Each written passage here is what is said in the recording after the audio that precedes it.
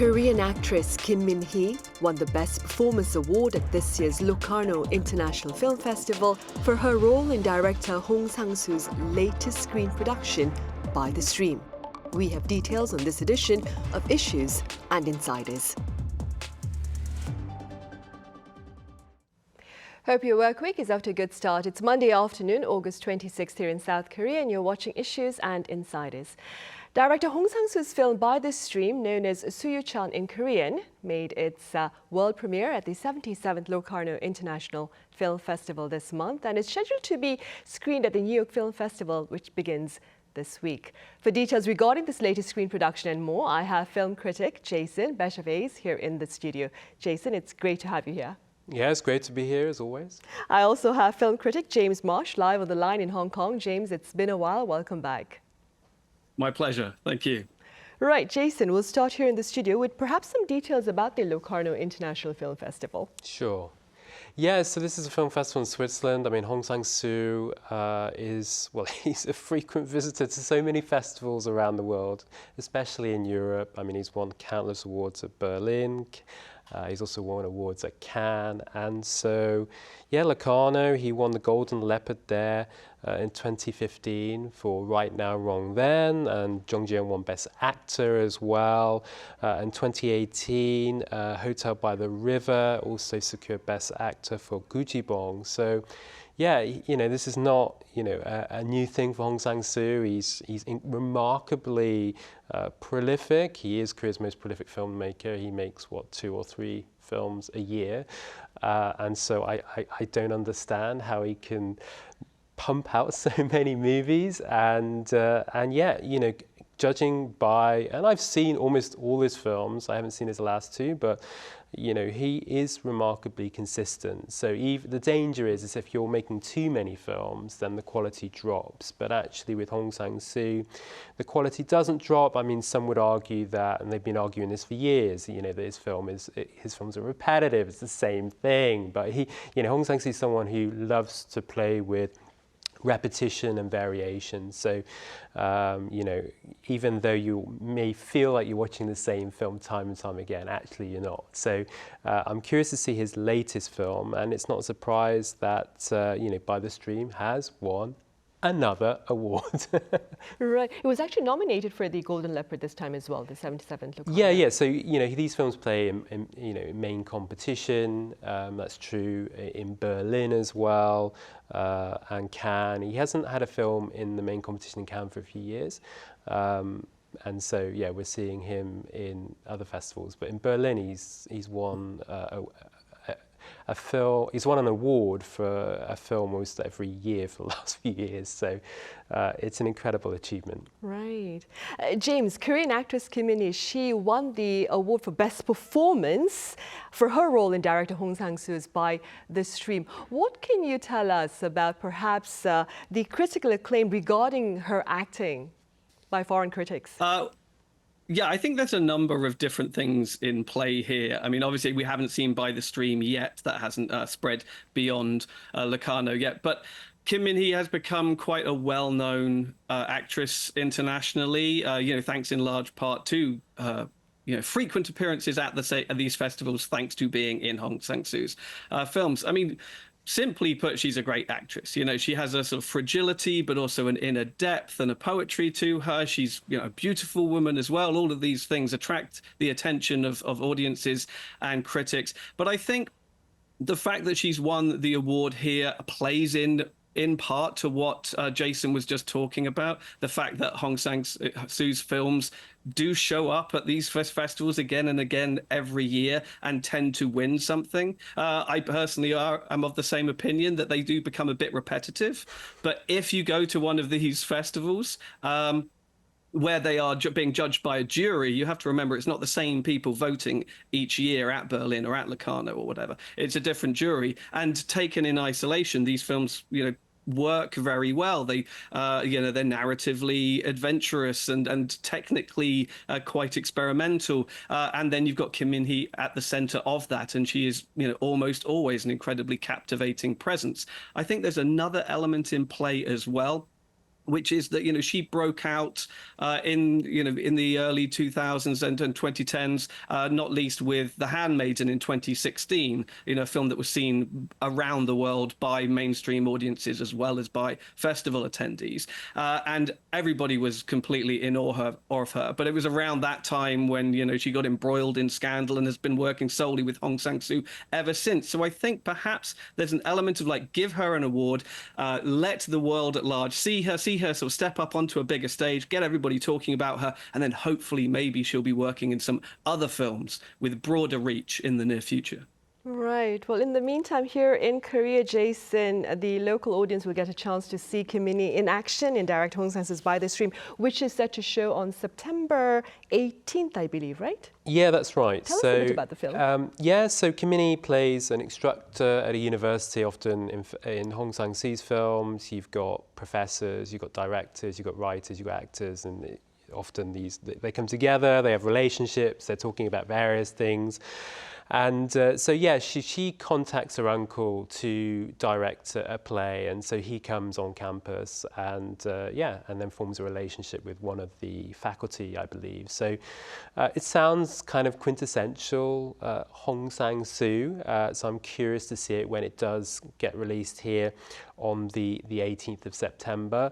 I was looking at the figures actually before coming on air to look at, how well his films have performed over the last few years. And actually, because he's able to, one of the reasons he's so prolific is because they're shot on a low budget, and the money he makes from his films, he then basically invests into another film. So he doesn't have to wait for an investor.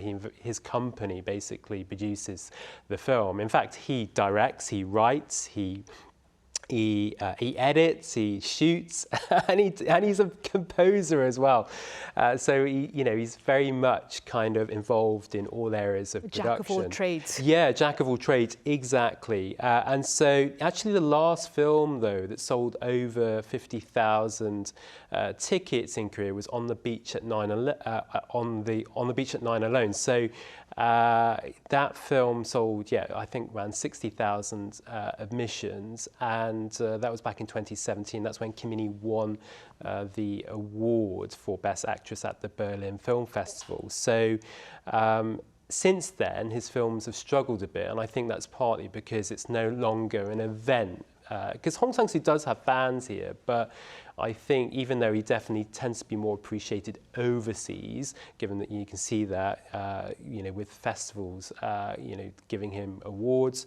But yeah, because he has films out, at least once a year, sometimes 2 or 3 times a year, that means, it's not so much an event, compared to a few years ago. So I see it perhaps, doing similar business around 10,000 admissions, which is not too bad for an independent film, but it's not as, it hasn't performed as well compared to a few years ago. I wonder if the award that it recently gained in Locarno will perhaps gather bigger crowds this time around? Possibly, but then, his other films over the last few years have won awards at Berlin. So, the fact that Kim Min-hee won the award, so maybe there'll be more interest there. That's definitely possible. But yeah, so and I'm really happy for Kim Min-hee. This is a second, major actress award at a festival in Europe after On the Beach at Night Alone, and that not many Korean actors have won those kind of top awards at festivals. So yeah, that could drive interest, and I hope it does. Right, fingers crossed. James, director Umino's Harbin has been selected for the Gala Presentations section at the 49th Toronto International Film Festival. First of all, what is the Gala Presentations section at this particular film festival? Okay, well, this is the big, loud, showy part of one of the biggest film events of the year. We were just talking about the influence of a festival awards and how they can help a film. Well, Toronto absolutely is one of those festivals. And it's quite unique in that regard, because the main award that it gives out is voted by the audiences. It's the People's Choice Award, and their track record of People's Choice Award winner going on to at least get multiple Oscar nominations every year is incredible. I mean, films like American Beauty, 12 Years a Slave, Jojo Rabbit, Three Billboards, Nomadland, it kind of goes on and on and on. Green Book, multiple Best Picture winners were first the recipients of the People's Choice Award. Now, that can apply, that can in theory be given to any film that plays at the festival, as it is just voted for by the public, which is quite unique in and of itself. And the gala presentation is about 22 films, and it's the big stars. You've got big name directors like Francis Ford Coppola has his new film there. You've got Paul Schrader has got his new film there. And then, you've got Woo Min-ho. His new film, Harbin, is there. And this will guarantee, a gala presentation will guarantee, a big red carpet. All the stars will be invited. A number of other celebrities will, be in attendance. They just want to the festival wants to make as much noise and attract as much attention as possible. And here we are talking about it on TV. So I guess it's working. Right, and based on that then, James, what do you suppose then are perhaps the broader implications of this movie, Harbin, being invited to the Toronto Film Festival? Well, they're numerous. I mean, firstly, I guess it suggests it's pretty good. So that's a good place to start. They are more than happy to give it a prime time slot in their festival. They recognize that Woo Min-ho is a sort of an upcoming director, who has a few hits under his belt already. Inside Men, obviously very critically acclaimed. A lot of people saw Drug King because it's on Netflix, things like that. So he's not Park Chan-wook or Bong Joon-ho, but he's got, a bit of name recognition going on there. And so they're hoping that will attract audiences. But let's be honest, they want Hyun Bin in attendance, walking the red carpet, where the cameras will all be on him, and it'll get people, talking about him, talking about the film, but most importantly, talking about the festival. You've got to understand that this is a kind of two-way relationship at these big events. Yes, they want to seek out and find the biggest, best movies of the year and give them a platform where they can be seen by as many people as possible. But that's reciprocal, because it looks better on the festival the more good quality films that they have showing at high-profile event, high-profile premiere status. So here you've got a world premiere gala presentation of this big new Korean movie. That basically services both halves of this relationship. Right, and staying with that, Jason, aside from Harbin, I understand Veteran 2 and Love in the Big City have also been invited to the Toronto Film Festival. Do you believe, Jason, that this is perhaps the start of a proper, tangible inroad into the North American market for Korean productions? Yeah, I think that's already started, to be honest with you. I think we are definitely seeing the kind of internationalization of Korean cinema. And, there are two festivals that I think studios really, really care about. There's Cannes in May, which provides a lot of exposure for Korean films. And if you look at, the most significant Korean films over the last 2 decades, almost all of them are premiered at the Cannes Film Festival. The Host, Train to Busan, The Handmaiden, and others, of course, Parasite. And then the other festival that studios really care about is Toronto. Why? Because it's a gateway into the North American market. And so, it's great for studios to try and, if they can get their films in there. We're seeing that with Harbin, which does look really good. I saw the trailer, and I'm very curious about that film because it follows, An Jung-geun, this famous independence fighter played by Hyun Bin. We've seen it as many viewers here would have seen it as a musical. I've seen the stage musical and the film, and the stage musical is incredible. And I'm really curious to see how this film turns out. I mean, as James mentioned, directors comes from strong pedigree, and so Veteran 2. This is Yoo Sung-won's follow-up to Veteran.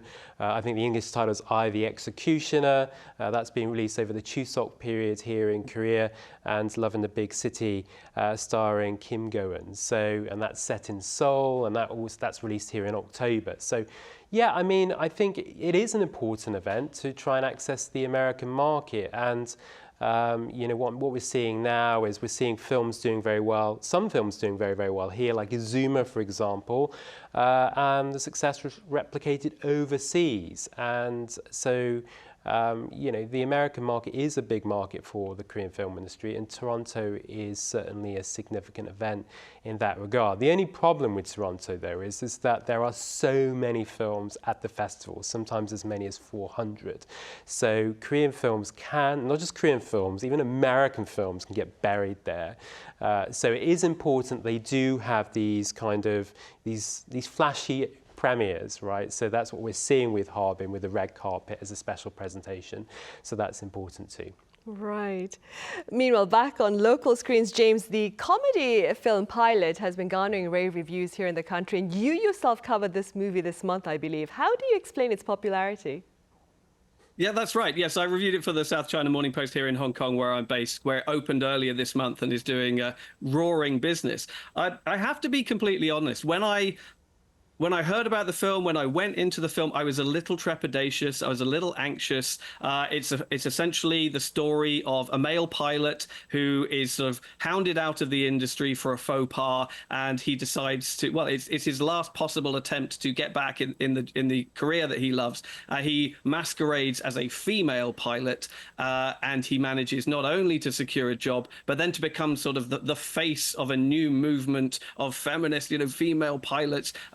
In an industry, and take the industry by storm. Now, we've seen this kind of plot in Hollywood films many times. I mean, the classic Oscar-winning 80s movie Tootsie, starring Dustin Hoffman, who's a daytime soap actor who goes through the exact same story, has done really, really well. But in today's marketplace and to just today's environment, where you have a lot of very sensitive issues to do with identity and what have you, and obviously with gender rights and what have you, and gender equality, is this kind of essentially sort of cross-dressing comedy still going to work? And I was incredibly relieved when, yes, not only is it very, very funny, but it seems to understand exactly why people might be a bit nervous about it and to tackle those specific themes dead on. I mean, Jo Jung-suk is hilarious in the lead. He's really sort of dismantling his screen persona, and he's more than happy to sort of play the buffoon. And you've got a lot of laughs about him, trying to walk in high heels and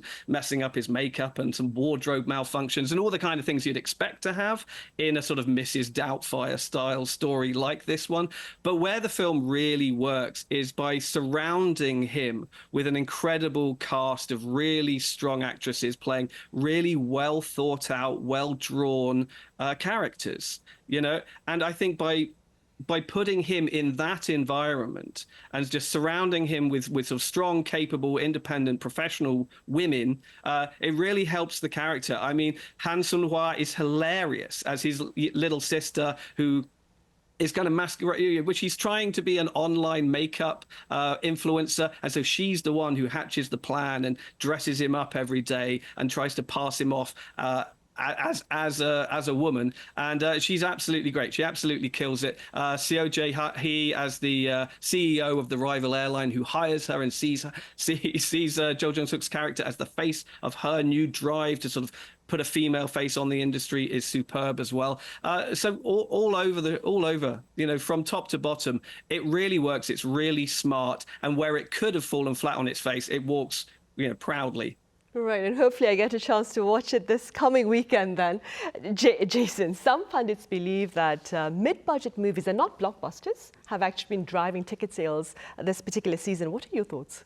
Yeah, I was reading an article before coming on the show, actually, and basically saying in the piece that the year of the summer blockbuster is over. And yeah, I mean, it's very interesting how the industry is evolving. And so the three films that have broken even this summer, Handsome Guys, which is terrific, Pilot, and Escape, these are not blockbusters, which is quite telling. And last year, only one film broke even, You Saw One, Smugglers.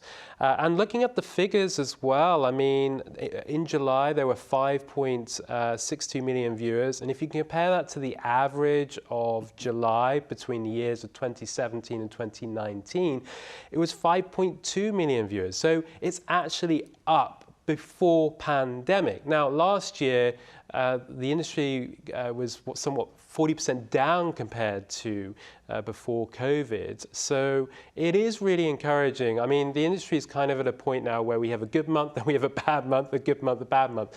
And so it's very kind of mixed, and we're seeing that in Hollywood as well, which is an even more complicated picture because of the strikes that happened last year and the knock-on effects of that.